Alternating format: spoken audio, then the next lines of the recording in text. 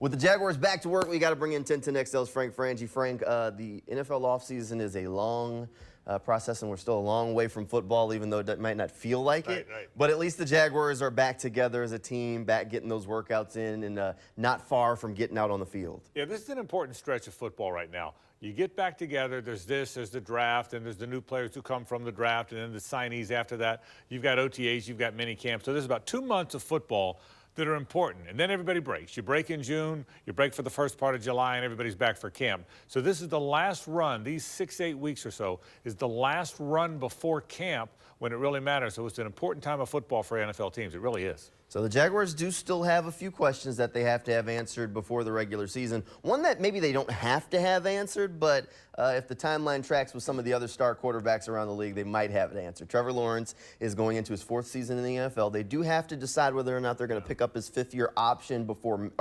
in May. So the question is, do you want to just pick up that 5th-year option, or do you want to work out that long-term deal? I mean, the Jaguars like Trevor Lawrence. We like Trevor Lawrence. You at home probably like Trevor Lawrence. And Trevor likes Jacksonville, so it seems like an easy match, right? I would think this is one you get done if you can. A lot of times, like with Josh Allen, let's see one more year to see what we've got in Josh Allen, because he had not played as well until he did the final year. Trevor, you know, is your quarterback. There's no debating that. There's no question as to whether or not he's going to be your guy. You can say, well, how much you pay him may depend on how the season goes. I don't think so. He's a franchise quarterback.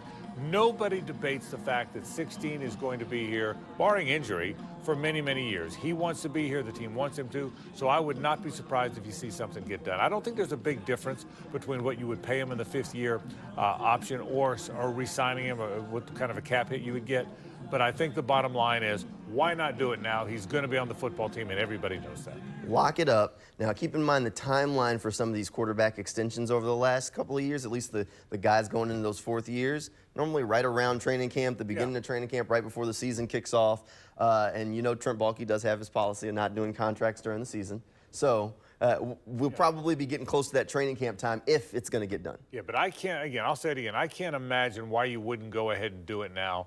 Again, there's always some, as good as Josh Allen is, and Josh, I'm so glad he's here for the long haul, but there was some question, I believe, in that building as to whether or not you were going to get that extension before he had the season he had last year. I think that question existed.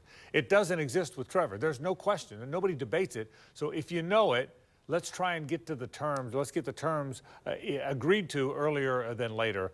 I think they're going to try and do that. We'll see what happens. Well, thank you for hanging out with us a little bit, Frank Frangie. That'll do it for sports.